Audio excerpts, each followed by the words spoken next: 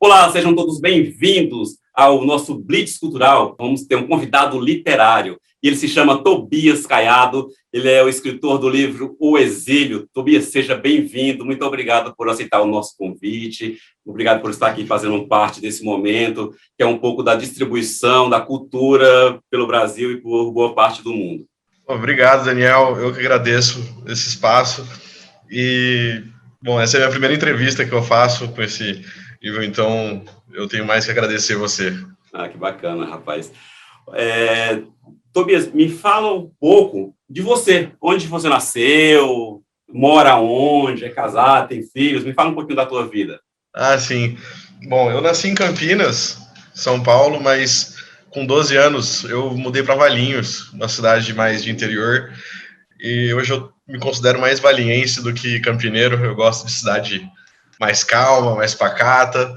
Ah, que legal.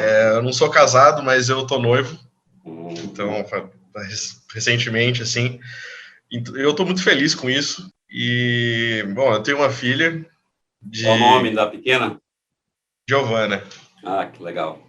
E é isso, eu comecei a ler com a minha avó. Ela me contava histórias que o meu bisavô contava para ela, e uma dessas vezes que ela contou a história, eu me imaginei, eu sonhei que eu era um personagem dessa história e comecei a querer contar, quis começar a escrever.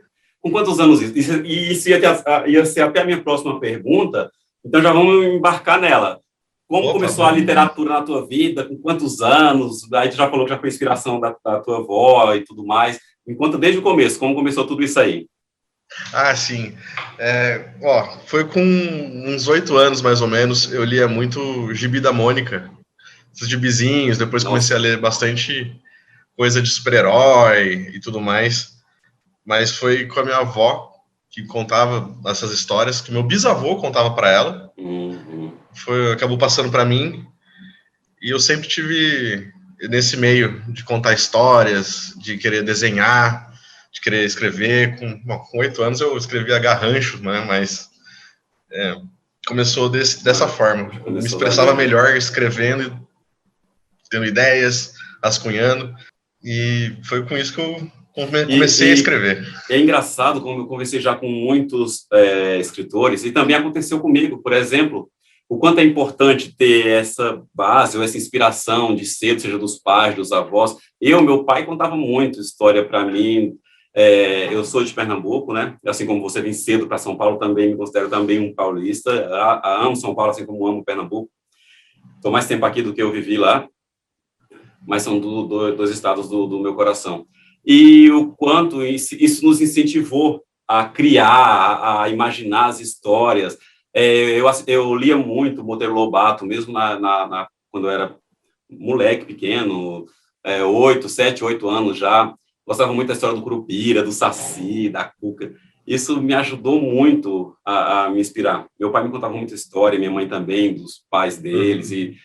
E lá no Pernambuco tem muita história, que lá a gente chama história de Trancoso, que são aqueles contos de suspense. Eu conheço muito pouco. Pois é, rapaz. E isso ajuda muito, isso enriquece a cabeça da criança. Agora, imagina se os pais fizessem mais isso, não apenas com histórias, mas incentivando a cultura em geral. Vamos, canta e estuda, assiste os filmes nacionais, incentivando a criança na cultura em geral. Seria tão mais rico o nosso país, não é? Nossa, muito. Eu já assisti a série do Cidade Invisível, que é do nosso conterrâneo, né, do Rafael Dracon. E, assim, eu já comecei a assistir no final de semana e terminei no final de semana. Achei a série fantástica. Sensacional, né? Nossa, aquele Curupira tá muito bom. Não, e como você mencionou assim, eu acho que a maioria das pessoas, talvez você tenha uma idade próxima à minha, dos anos 80, 90 e tal, as pessoas liam muito gibi. Eu tinha coleção da Mônica, depois parti para os super-heróis. Eu acho que isso alimentou muito. Era o que a gente tinha de livro mais próximo, até mesmo economicamente, para a criançada, né? Enquanto Maurício de Souza foi importante para a molecada, para em geral, nos anos 80, 90, 70, sei lá. Sim. Eu encontrei com ele numa Bienal do Livro em São Paulo. Olha, sorte. Eu vi ele assinando uns gibis e tal. Eu falei, putz, se eu soubesse que ele estava aqui, eu tinha trazido um gibizinho também para ele assinar, pra gente tirar uma foto junto, pô. Eu gosto muito dele.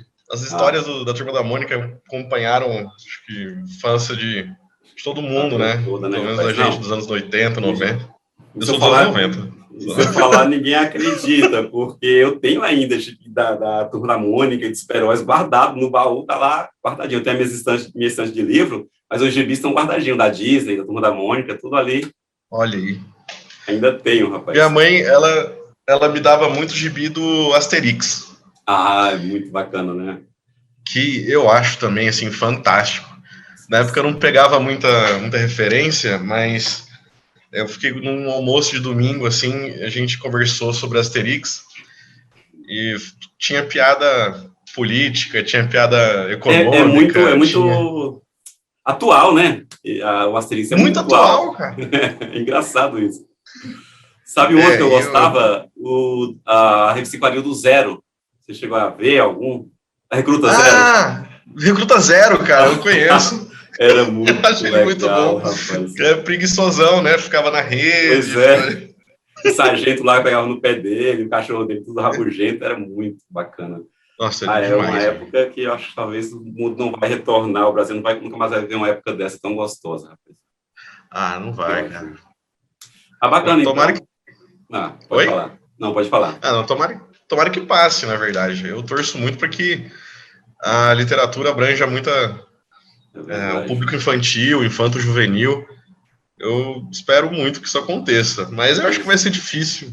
Com essa era da tecnologia, o imediatismo, as crianças nascem com o celular na mão, redes sociais e tudo mais, vão deixando um pouco de lado, né? Eu ainda sou adepto do livro físico, gosto de cheirar o livro, gosto de folhear. Nossa, eu também. Eu ganhei um quadrinho que eu recomendo muito, chama Black Dog.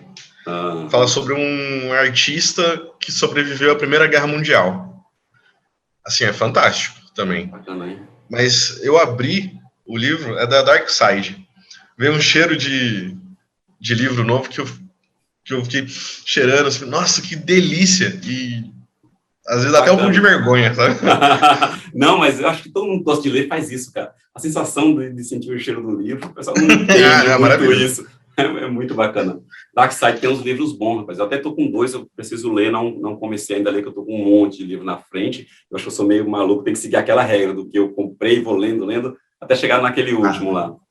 Mas você é escritor também, né? Então, acho que a gente tem pilhas e pilhas de livro a ler. Isso é verdade. Então... E quando passa numa livraria em algum lugar que, olha, meu Deus, eu quero um livro desse, tenta resistir. Nossa,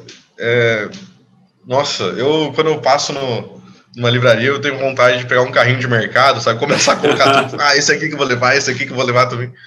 Verdade, e rapaz, eu acabo comprando livro pro ano inteiro. Então... Pior que é assim mesmo, viu?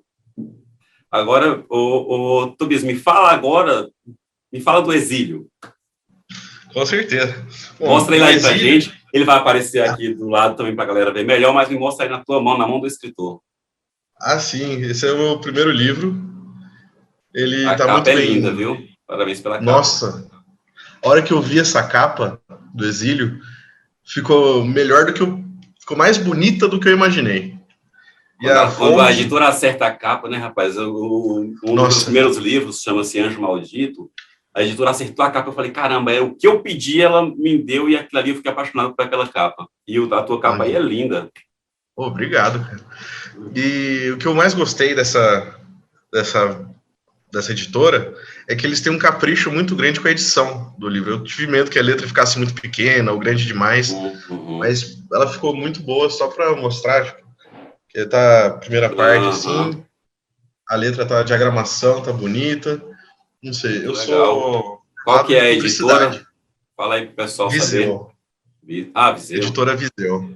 Legal. Editora ótima. Eu sou formado em propaganda e marketing, né? Então, eu tenho um olhar mais de comunicação, um olhar mais de confecção, que a hora que eu vejo, por exemplo, um livro, eu já abro, vejo como é que é a letra, vejo a corzinha da página. Cheira.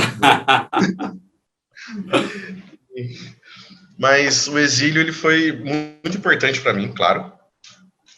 E ele conta a história de um... Posso contar a sinopse? Pode sim. Boa.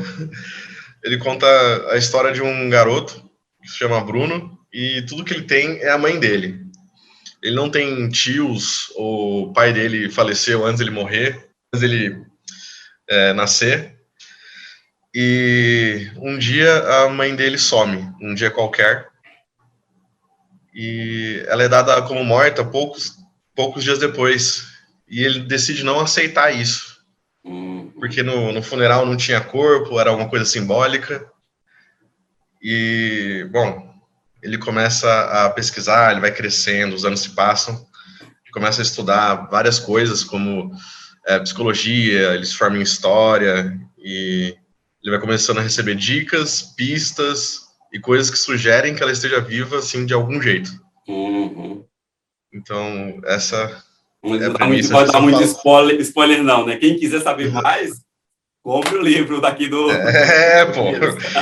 Eu só posso falar isso porque qualquer coisinha que eu falar vai começar a virar spoiler. Começar a entregar. Mas que bacana. Por que desse título? Então, eu não posso falar muito também desse título, mas... Então vai ficar na entrelinha aí, vai deixar um gostinho, né? Mas eu acho que o que eu posso falar sem abrir muito o jogo é que o exílio na mitologia do livro, ele é digamos que um lugar de luta. Um lugar onde você deve lutar e... comecei a captar já, como então, dizem. É isso. Mas esse livro é total ficcional ou tem algumas partes em que você se baseou na história de alguém, ou sei lá?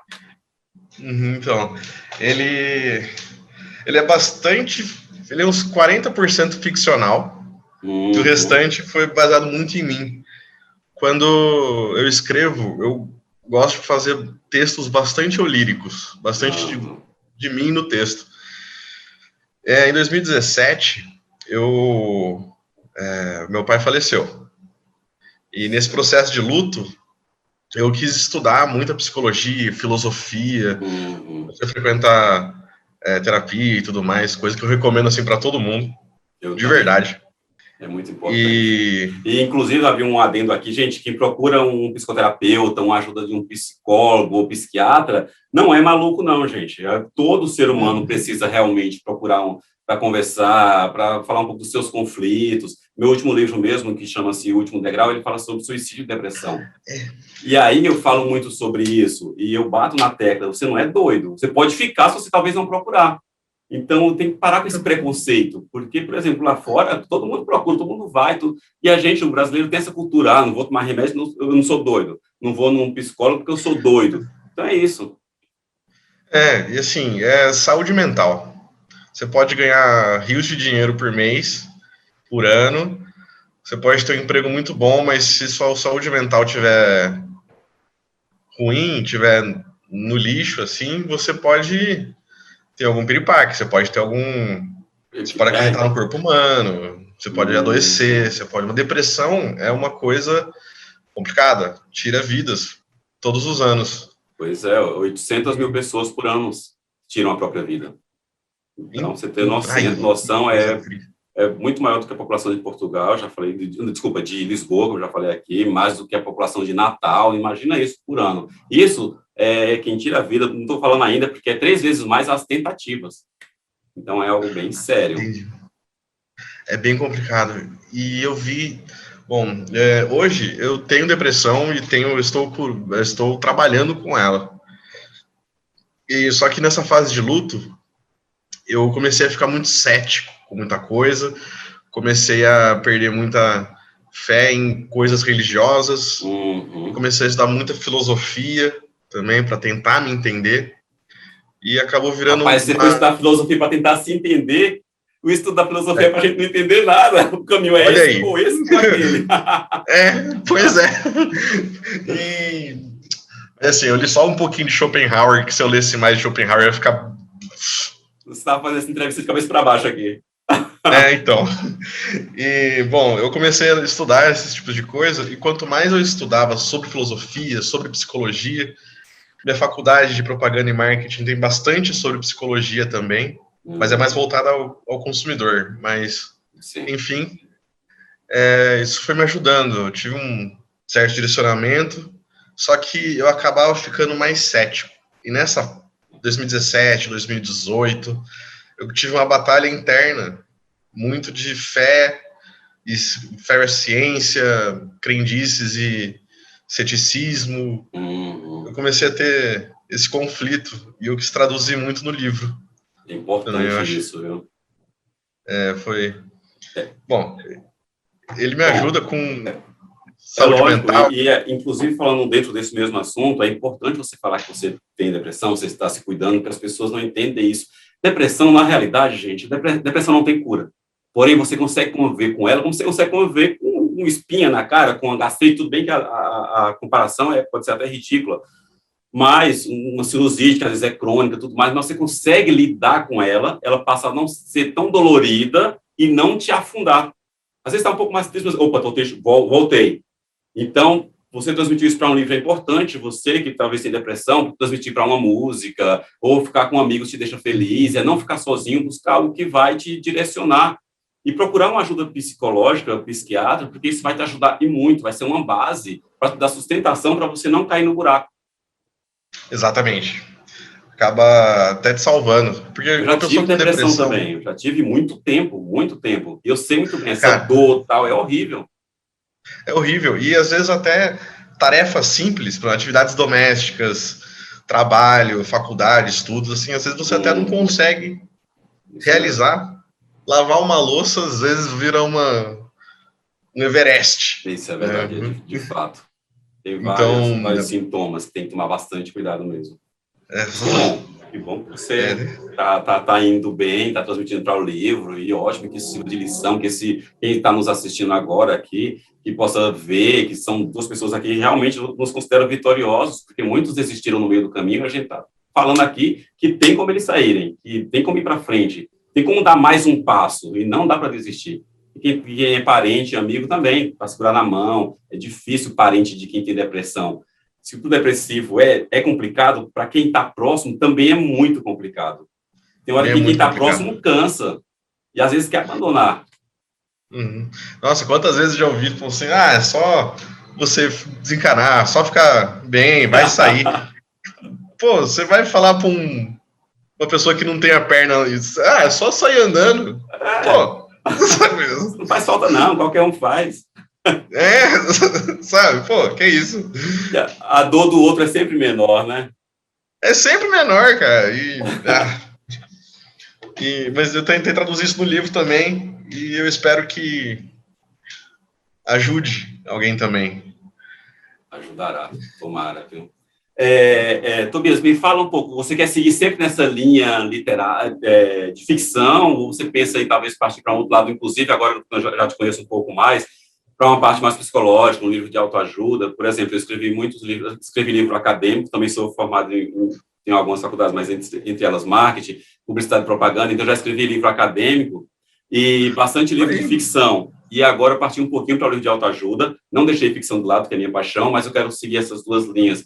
E você tem pretensão de, às vezes, fazer algo nesse sentido, às vezes mesmo para escrever, talvez, tua história ou experiências, para ajudar outras pessoas, que isso também ajuda você pessoalmente quando você está ajudando outras pessoas, né?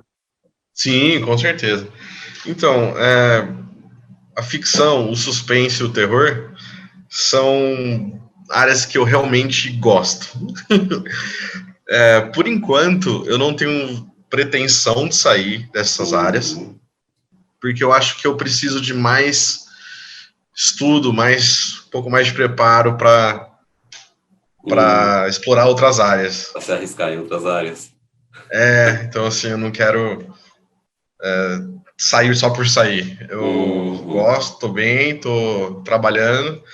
Futuramente, talvez, é bem provável, mas para um futuro próximo, assim, por enquanto não. Sabe, a médio e longo prazo, né? É isso aí. E quais as dificuldades que você encontrou no meio do caminho, referente à sua escrita? Você começou a rabiscar, a escrever, pensar em ser escritor desde novo, 8 anos, com muitos escritores, e no Brasil não é muito fácil a área de cultura. Às vezes eu posso parecer até repetitivo isso nos meus programas, mas eu bato sempre nisso porque eu vivo a arte, eu sei o quanto é complicado, eu convivo com pessoas da arte e eu sei o quanto as pessoas sofrem para andar nesse caminho que é muito árduo. Então, eu sempre gosto de perguntar quais as dificuldades que as pessoas vão assistindo, porque, caramba, ele também tem a dificuldade que eu tenho, ele não desistiu, ou ele conseguiu ir por aqui, ou tal, então há uma chance. Eu gosto sempre de perguntar isso, quais as dificuldades e se houve essas dificuldades no teu caminho até chegar na tua primeira publicação. Não, com certeza. Existem muitas dificuldades para ser escritor, na verdade. Claro, assim, o ato de escrever, o ato de pesquisar e produzir literatura no Brasil, e literatura mundial também, né? Por que não? É uma coisa que me faz genuinamente feliz. Então, assim, eu não vou parar de escrever e não vou parar de publicar, porque é uma coisa que eu gosto. Mas a dificuldade é trabalhar no nome de autor e se firmar um pouco no mercado. O processo de você mandar o seu original para uma editora até ver ele em mãos é um processo que demora meses. Você, dependendo do caso, até 1 ano, dependendo do caso. Então, assim, é uma coisa que você tem que investir seu emocional, isso porque é a sua obra, você tem que investir dinheiro, você tem que investir seu tempo, e sem ter chances reais de ser tão reconhecido.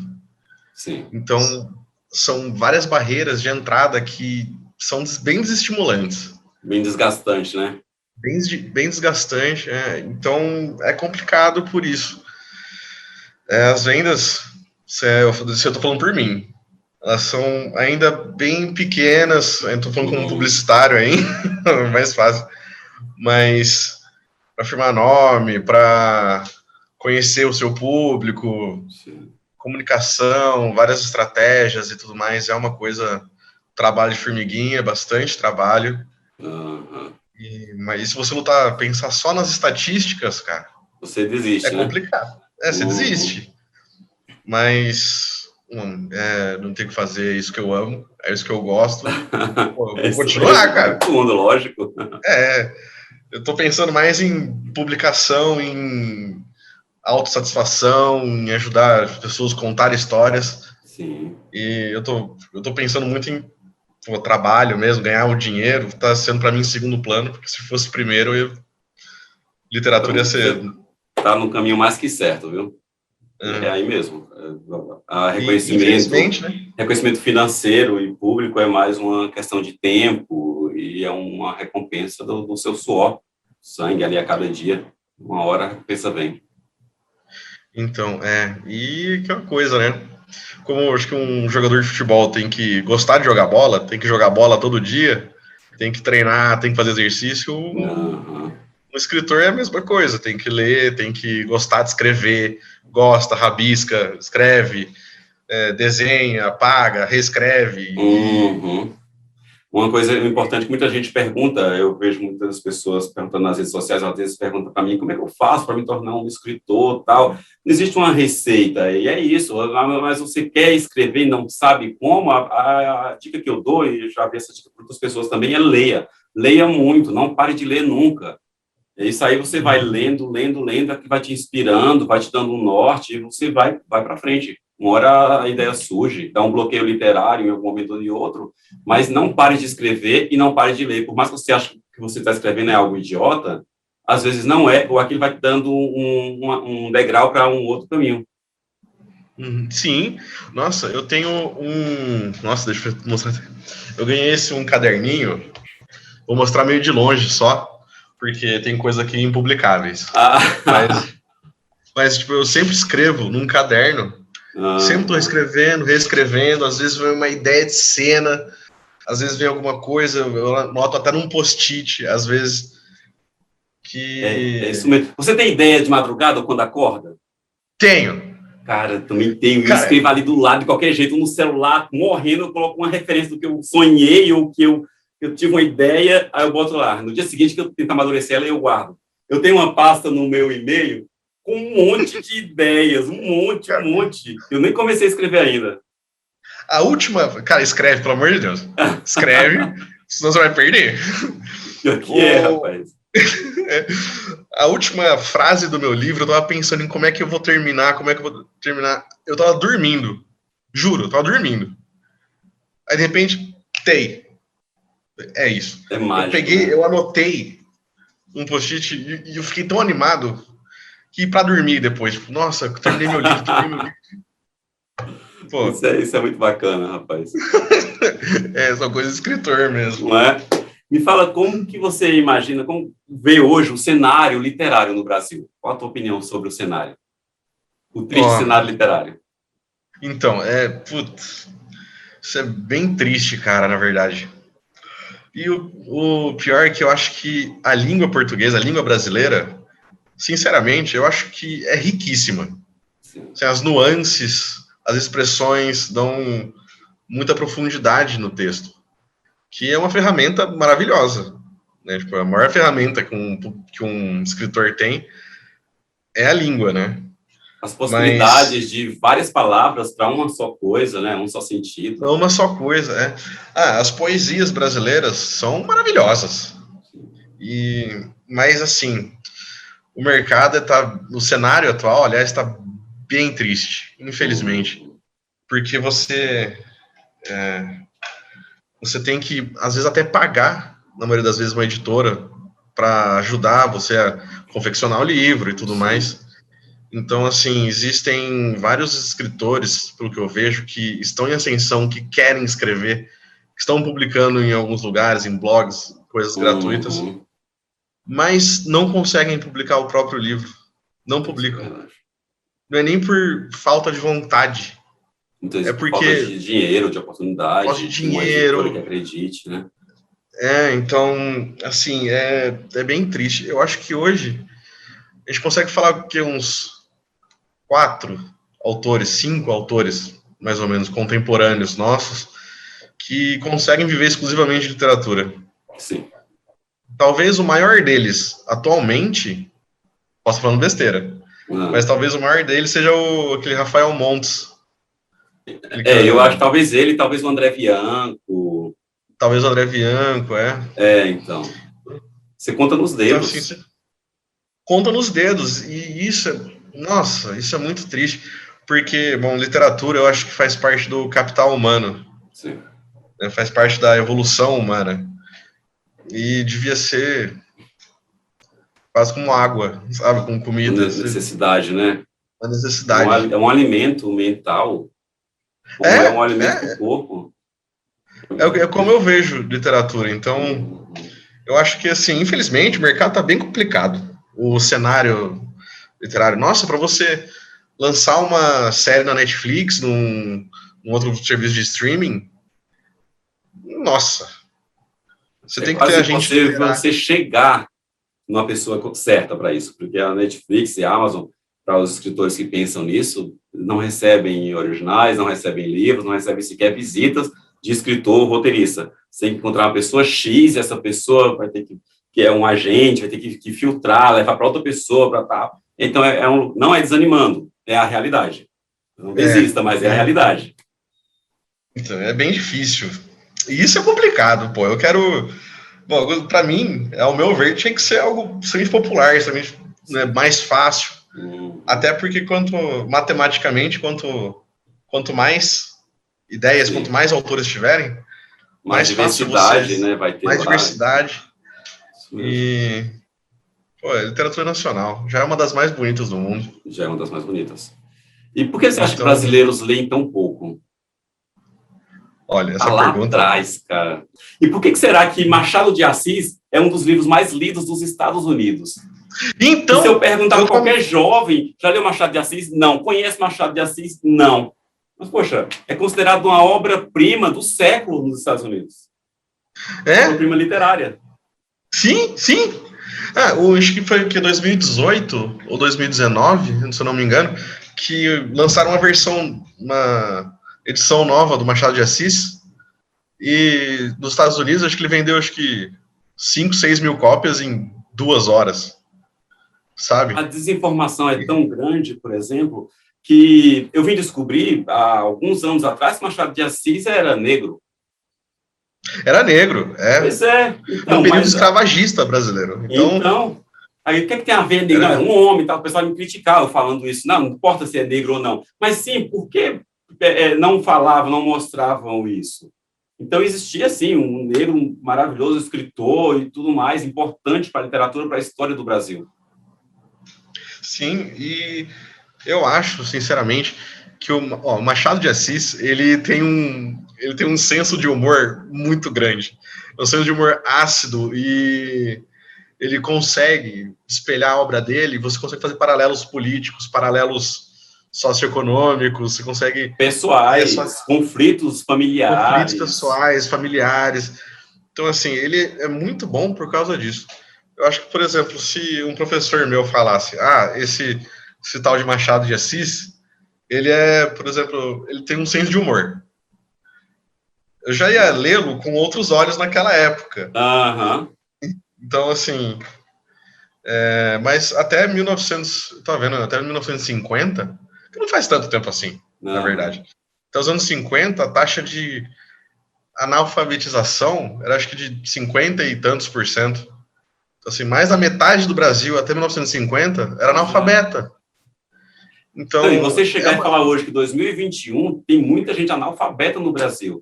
Você chega, caramba, é um absurdo. Mas a gente vê, tem gente morrendo de fome no Brasil. É absurdo? Da mesma forma. Não querendo comparar, porque morrer de fome não tem comparação. Para você ver o nível que nós estamos. Então, eu acho que é uma coisa bem cultural que vem há pelo menos 70, 80 anos. Bom, sem falar de historicamente lá de 1500, 500 anos mesmo, mas assim, só nos últimos 70 anos já a maior parte do Brasil era analfabeto, e essa cultura não era vendo, né? Não era o pai, para o filho vendo o pai lendo, estimulando, porque a maioria das vezes até os próprios familiares não liam, porque não tinham condições de comprar um livro, porque não... Eu lembro que minha mãe contava a história, minha mãe adorava estudar, adorava ler tudo, e o pai dela pediu para que tirasse ela da escola, porque o lugar de mulher era cuidando da casa, não era na escola. E o pai dela tirou ela da escola, você acredita nisso? E ela lamentou a vida toda por causa disso. Aí você vê que país, que mundo, que como a gente é atrasado, né? É complicado. Nossa, cara. É triste, é triste. Para a formação dela, para a estrutura da família que ela vai ter e tudo mais, o quanto é sofrido e é complicado a ignorância, né? E é complicado mesmo. E até hoje, muita gente trabalha, por exemplo, 12 horas por dia, às vezes até com trânsito, ida e volta, dá até mais de 12 horas. Então, às vezes o pai de família, a mãe de família está mais preocupado em conseguir, com um salário mínimo, botar um arroz e um feijão na mesa e dormir, que é o que é, do que às vezes comprar um livro, do que ver uma TV. E o que eu acho que é um sistema, é um molde tão horrível, sabe? Tão mal feito. Os impostos dos livros são muito altos. Nossa! O governo deveria zerar o imposto do livro, se não zerar, diminuir a 90%, incentivar, e junto do Bolsa Família, entregar um livro para cada família, e livro de autor nacional. Vamos incentivar a leitura nacional, então vamos comprar livros de autores nacionais, vamos distribuir na escola, distribuir junto do Bolsa Família um livro para cada família, mensalmente, ou a cada 6 meses. É uma forma de incentivar a cultura nacional, os autores nacionais, e incentivar a leitura, pulverizar a leitura no Brasil. Eu concordo. Nossa, eu acho triste ter muito imposto em cima de livro, por vários motivos. Como a gente já conversou, as próprias editoras, elas têm que pagar muito imposto. Sim. E elas já têm que tomar conta da capa, de revisão de texto, logística, tem que tomar conta de comunicação, estratégias de marketing, é tanta coisa que acontece, ela acaba repassando esse valor para os autores. Os autores, então tem a distribuidora, tem as lojas físicas ou as lojas online, tem as editoras, e o autor acaba se lascando no meio de tudo isso aí. Você, autor, sabe muito bem do que eu estou falando. E ele tem que ir vendendo porta a porta mesmo. E, assim, se os impostos, por exemplo, em sua maioria, fosse fazer dasse algum palanque, incentivasse feiras literárias, algumas coisas assim. As escolas, faculdades. Escolas, faculdades e tudo mais.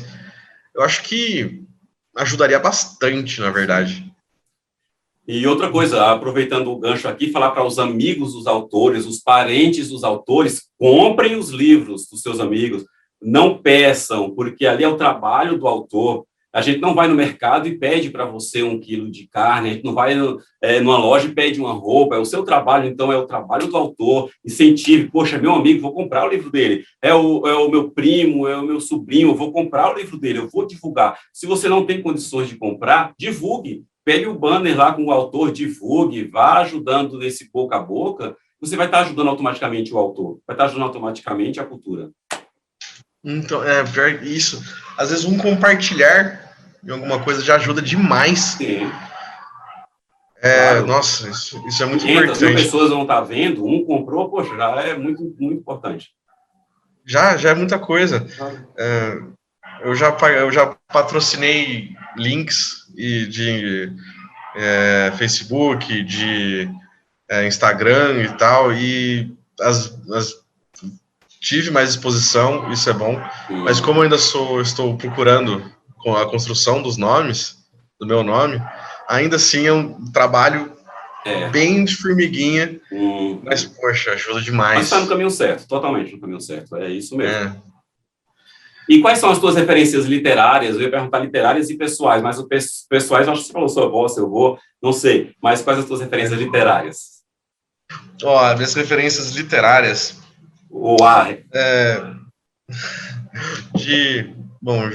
escritores internacionais, o maior que tem para mim, é um cara que chama William Peter Blatty.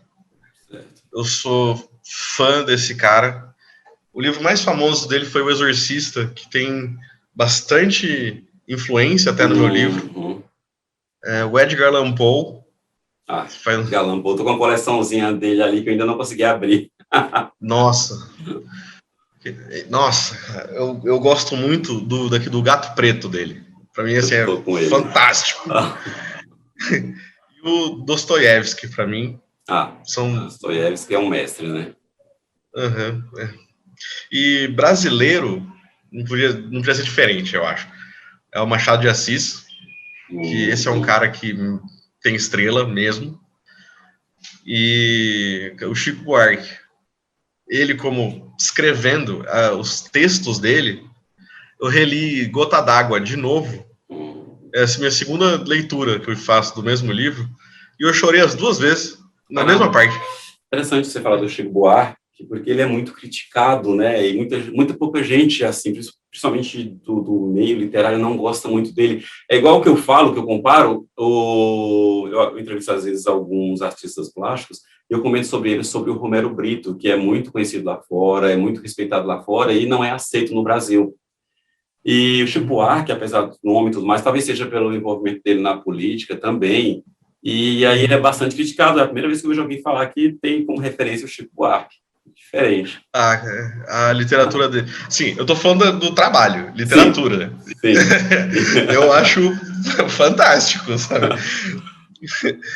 Visão política dele, para mim, se eu puder falar sobre isso, eu acho bastante extremada, sabe? Bastante extremista, assim. Eu acho que eu penso, não é bem assim, cara, mas a literatura dele é fantástica. Mas se a gente não for separar, a gente não vai ser fã de ninguém, pô. Isso é verdade. Você falou que tá com um livro de contos, é isso? Tô. Me fala um pouquinho desse livro. É um livro de contos. É de suspense e de terror também. Sabe que é uma linha que eu adoro essa, viu? Nossa. E o que os une, na verdade, eles são independentes entre si, mas o que os une são os arcos de personagens mais psicológicos. Então, é sempre alguém mudando traços de personalidade, revendo conceitos.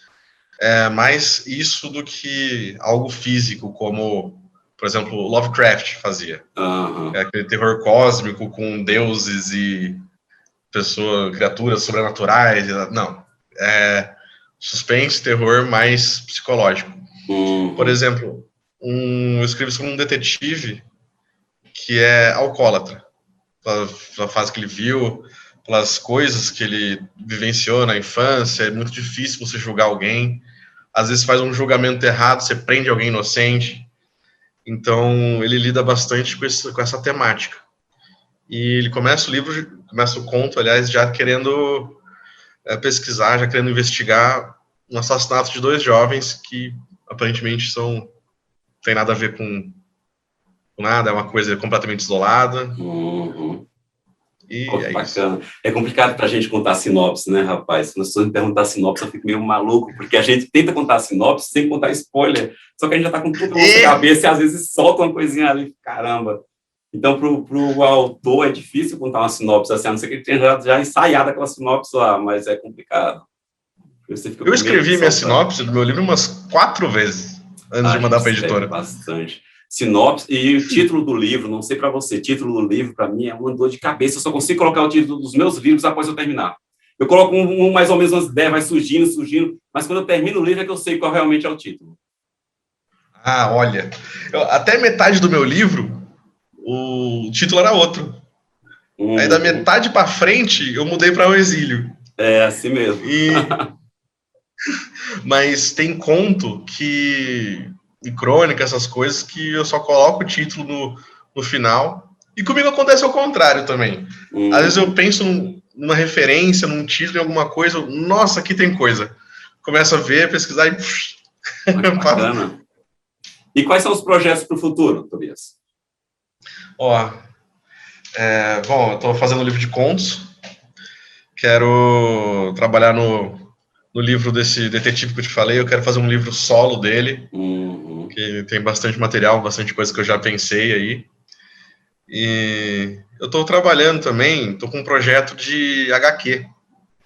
Que legal. Eu quero juntar alguns artistas, alguns desenhistas, uns 3 ou 4, para me ajudarem nesse projeto. Só que eu não vou falar nada por enquanto. Mas... Tá fazendo igual um livro de mistério, né? Nas entrevistas. Tá deixando tudo vontade de saber mais. Quando for lançar mais outro, alguma coisa assim, avisa pra gente conversar de novo. Eu quero conhecer todos esses livros aí, essas histórias. Aí eu volto aqui para falar tudo. Isso mesmo. Mas ele tem que ser de artistas diferentes. Tem partes que exijam que seja um traço diferente, enfim, mas... bacana. É isso. Parece interessante, viu? Agora, onde você acha que o poder público está errando no campo? Vamos partir para a literatura, que é sobre a tua área. Onde o poder público está errando nisso? Cara. Eu acho que está errando além de não facilitar para autores, não facilitar a entrada de novos autores em mercados, leis de incentivo estão mal elaboradas, mas além de não ajudar isso, parece que o poder público não faz questão de facilitar a entrada de autores. É o que eu vejo, parece que... E deixando claro que não é só desse governo, eu acho que é do governo atrás de governo, parece que a literatura é um pouco meio que esquecida, né? Meio que esquecida, cara. Porque, bom, aquela coisa, a gente já não tem cultura de ler. Brasileiro, o leitor brasileiro, ele já dificilmente já lê. Sim, e geralmente se optar por uma literatura nacional ou estrangeira, ele vai querer optar por uma estrangeira, porque é cultural também nosso, isso precisa mudar. Precisa mudar, cara. E, assim, é aquela coisa, você vê um livro, por exemplo, do Stephen King, tá? Vai ter o nome dele desse tamanho na capa, e do lado do Machado de Assis. Eu prefiro o Machadão 1000 vezes, mas a pessoa vai pegar o Stephen King e vai comprar. Às vezes é até mais caro. Às vezes O até cara vai lá. a história recontada novamente, ou, sei lá, uma adaptação, mas tá o nome dele, ele tá vendendo o nome dele. Tá, até é o nome dele que é tão forte que se Se vende for ver em sozinho. termos de conteúdo, Stephen King, eu sou fã do Stephen King, mas em termos de conteúdo também não tem comparação, né? Mas só de Machado de Assis porra, aquilo ali é Nossa, cultura classe A. Stephen King. eu acho até injusto falar do Machado de Assis, porque ele é quase um super trunfo da literatura nacional, sabe? Então, ele é aquele ponto fora da curva, não vale. Mas, assim, eu gosto de Stephen King também. Gosto das adaptações também. Mas Machadão é Machadão, cara. Não tem. Não tem... Agora me fala onde as pessoas podem encontrar o Exílio, onde pode acessar, onde pode comprar e adquirir e ter para eles o teu conhecimento aí. Ah, sim. Bom, na editora Viseu, o site é eviseu.com. Essa capinha bonita, por favor. Aí o Exílio Tobias. Se entrar em contato comigo, eu também posso enviar algumas cópias ainda. Então, deixa suas redes sociais, tudo que você tiver. Minhas redes sociais, o Instagram é @tobiascaiado, tudo junto. E o Facebook é Tobias Autor. Então, ótimo. Só acessível. Só procurar aí. Só procurar. Sou publicitário também, né? Então, assim, eu gosto de comunicação. Então, assim, é facinho procurar, me achar. Que bacana, gente. Tobias, muito obrigado mais uma vez. Foi um ótimo bate-papo. Adorei conhecer o teu livro, adorei tua capa, a história, a gente conversar um pouco dessa literatura, te conhecer um pouco e a gente debater um pouco mais dessa fragilidade que é a literatura e a cultura brasileira. Então, eu te agradeço imensamente por ter aceito o nosso convite, e a casa vai estar sempre aberta para te receber, te ouvir, divulgar as tuas obras. Pode contar sempre conosco, viu? Obrigado, eu que agradeço. De verdade, obrigado por ceder esse espaço de novo. Obrigado pela conversa. Imagina, seja sempre bem-vindo. Pessoal, falei então com Tobias Caiado, o autor, o escritor de O Exílio, esse livro maravilhoso. Então, nós estamos aqui agradecendo mais uma vez a participação dele. Obrigado a vocês que assistiram o nosso Blitz Cultural e até o nosso próximo literário, até o nosso próximo artista, até o nosso próximo encontro. Falou, pessoal. Tchau, tchau.